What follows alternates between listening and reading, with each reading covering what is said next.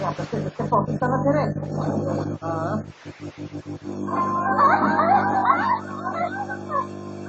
Това беше проповодство пред директно. Това е моята дъщеря. Сузи. Дъщеря? И пора. Да живее сенатора.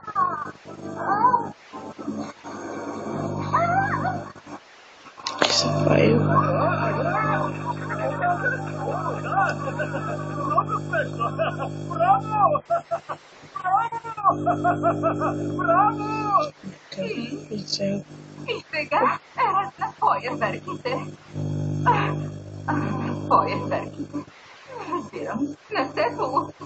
Не може да не се получи. Това са моите фойерверки. Най-великото изобретение на века. Хайде, кажи, скъпа? Скъпа? А това е моят скъп. Тоест моят съпруг. Скъп. Мислех, че цяла нощ няма да изляза от килера. О, госпожо Кит, свободате. Боже, господин сенаторът също. Какво се правите? Да не би да сте плували? Сенаторът е жив!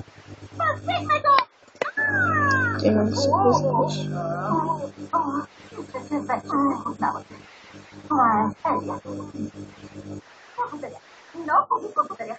Страхотно ми изложихте. И до един. Кой знае какво си е помислил сенаторът. Той веднага си тръгна. Дори не ни благодари, че го спасихме. Ама гъс, главата я те беше ужасно. Да, сложи суперсонична бомба в тайга. Трябва да кажа, че слънцето беше много горещо. Виж, скъпа, и на мен сенаторът не ми хареса. Няма чувство за хумор. И защо не заслужаваше моите фойерверки. Това е факт. Но защо не се получи? О, просто лош контакт.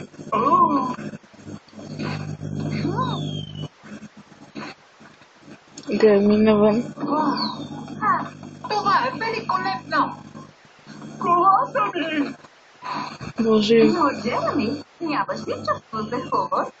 Колата ми!